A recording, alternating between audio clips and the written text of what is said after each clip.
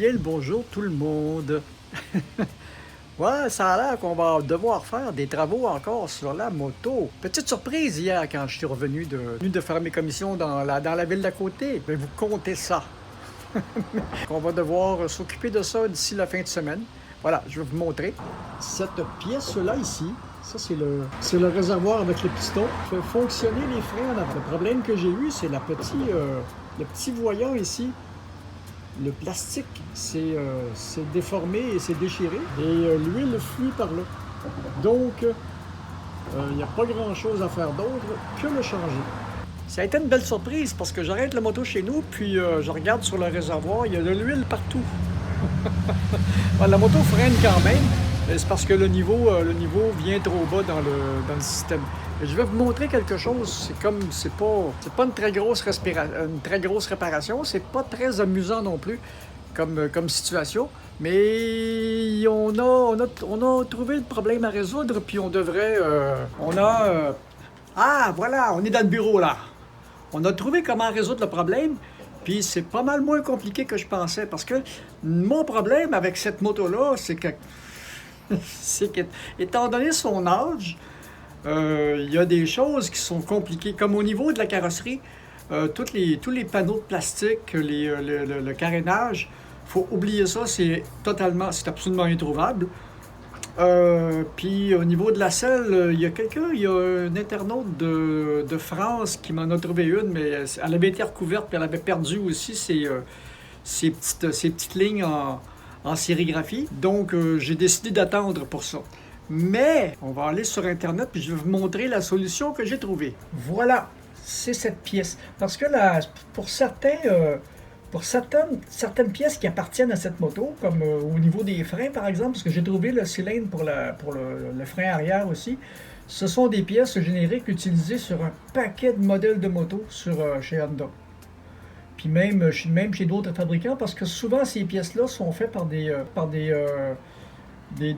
mandataires, et puis les pièces sont vendues pour plusieurs entreprises de moto. Donc, elle est exactement semblable. J'ai le réservoir, j'ai le support pour le rétroviseur. Ça faisait. C'est fait pour un tuyau 5-8 pour un tuyau 7/8 de pouce qui sont les poignées de la moto. Puis tout le reste est là. Il y a pas de. Il y a les petites commandes pour le feu de freinage sont là aussi. Donc, elle est exactement semblable. Si je regarde sur quoi ça fait, c'est toutes sortes de modèles, sauf le mien, mais c'est le même. Donc, ça, c'est réglé. Et puis, bonne nouvelle, ça, c'est réglé. Et puis, bonne nouvelle, je vous parlais du câble de tachymètre. Ben, lui aussi, attendez, bougez pas. Je vais aller sur le courriel. Et lui devrait arriver aussi d'ici la fin de semaine. Les deux pièces, là, le cylindre, le système pour le freinage avant, puis le câble pour le tachymètre devrait arriver tous les deux avant la fin de semaine. Ça devrait être livré mercredi ou jeudi. Donc, bonne nouvelle, on va se taper de la mécanique un petit peu sur la Honda en fin de semaine. Puis en même temps, je pourrais vous montrer d'autres affaires, là. Comment je m'y suis pris pour réparer le compteur de vitesse. Ça va être la même chose pour le tachymètre. Et puis, de toute façon, pour changer le câble du tachymètre, j'ai pas le choix, faut que j'enlève le réservoir. Et puis, j'ai acheté des tournevis à rallonge au cas où je serais capable de rejoindre le réservoir, la vis qui bloque le câble dans le moteur sans avoir besoin de défaire le radiateur. Donc, c'était ça pour aujourd'hui. C'était les bonnes nouvelles. On a d'autres petits travaux qu'on va faire sur la Honda.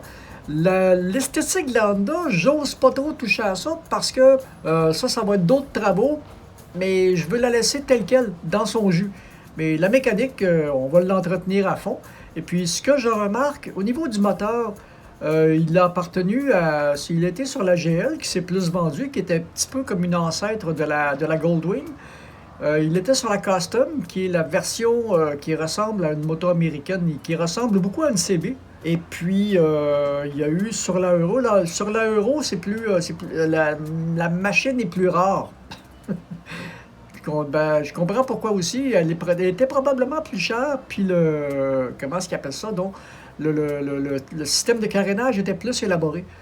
Donc, au niveau de la mécanique, il n'y a pas trop de problème à avoir les morceaux, d'après ce que j'ai pu voir.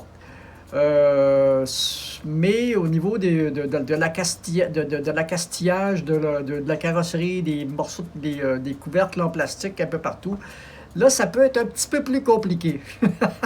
Et puis chez Honda, ben, il y a beaucoup de pièces qui sont les mêmes d'un moteur à l'autre, au niveau des bougies, au niveau des filtreurs, au niveau de toutes ces choses-là. Donc, ça, c'est vraiment pas compliqué. À moins que je brise un couvercle, ça c'est autre chose. Mais on va. Si je veux continuer à me promener beaucoup cette année, ben j'ai pas le choix.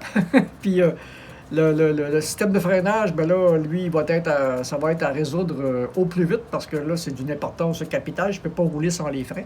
Quoique les freins fonctionnent, mais je peux pas tenir le niveau dans le réservoir de frein. Donc, j'ai pensé à une solution pour ça qui va pouvoir durer 2-3 jours, le temps que j'ai le nouveau réservoir de frein. Et puis, ben, on se reparle quand je commencerai à faire les travaux de réparation pour ça. On va faire des travaux de réparation sur la vieille Honda. Puis sur la vieille Honda, ben là, c'est pas très compliqué parce que j'ai pas trouvé encore de vis ou de bolts qui sont grippés. Donc, tout se travaille assez bien. Donc, c'est ça pour aujourd'hui. À la prochaine, amusez-vous bien. Puis la prochaine fois qu'on se voit, ben, on va peut-être faire de la mécanique. Je vais encore les mettre plein d'huile. Salut!